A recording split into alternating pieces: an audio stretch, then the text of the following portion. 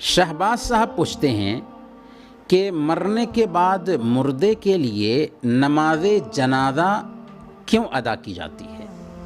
دیکھیں، موت جو ہے یہ دنیاوی زندگی سے ابدی انقطاع اور اخروی زندگی کے نقطۂ آغاز کا نام ہے۔ اس مناسبت سے یہ مشروع قرار دیا گیا ہے کہ مردے کے لیے مغفرت کی دعا کی جائے، اللہ رب العالمین سے اس کے گناہوں کی معافی کا سوال کیا جائے، اس کے لیے دعائے رحمت کی جائے جو کلی طور پر عاجز آ چکا ہے اور آخرت سے اس کا تعلق بن چکا ہے، اللہ کی مدد کا وہ محتاج ہے۔ یہ ایمانی اخوت اور بھائی چارگی کا بھی تقاضا ہے کہ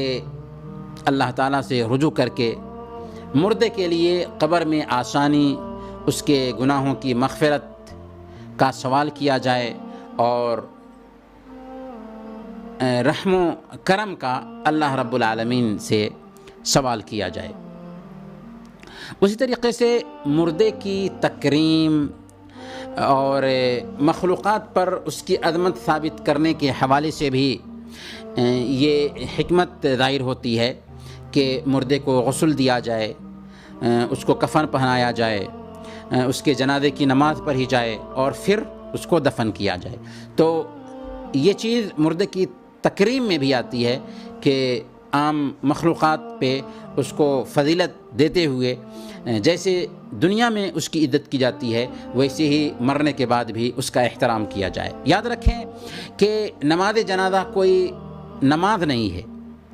یعنی یہ مردے کے لیے نماز نہیں ہے بلکہ اس کے لیے محض استغفار ہے، دعا ہے، اللہ رب العالمین سے اس کے لیے معافی کا سوال کرنا ہے۔ اسی لیے اس میں نہ سجدہ ہے اور نہ ہی رکوع ہے۔